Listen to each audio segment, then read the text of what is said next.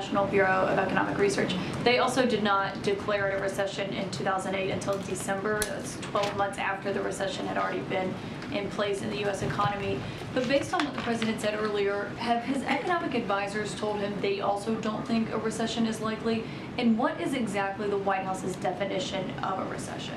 Again, I'm not going to define it from here. I'm just going to leave it to the NBER, as we have stated, of how they define recession. Okay, so you won't declare it one until they have declared it one. Is that I'm what you're just saying that we're just not going to define it. We use the indicators that the NBER, the National Bureau of Economic Research, have used. We've mentioned that a few times.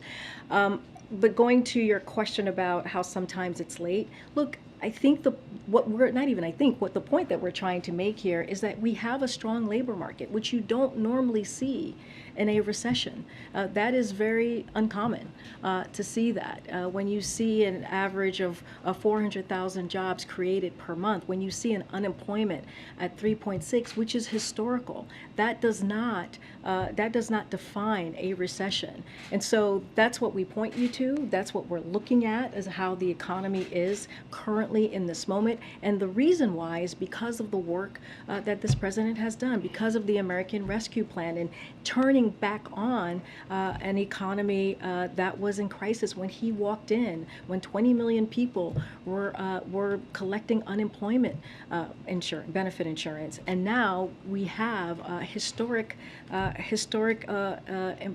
job creation. And so that is important. And let's not forget about the bipartisan infrastructure law that as well that has helped create jobs. Okay, I just want to be clear though. So we're not going to hear the White House say if there is a recession that there is one until the National Bureau of Economic Research has declared it one? What I'm saying is that the definition, that the technical definition, and Secretary Yellen said this yesterday on Meet the Press, is the National Bureau of Economic Research that looks at a broad range of data in deciding whether or not there is a recession, and most of that data they look at right now continues to be strong. So that's who we look at. I'm not going to get into a hypothetical right now.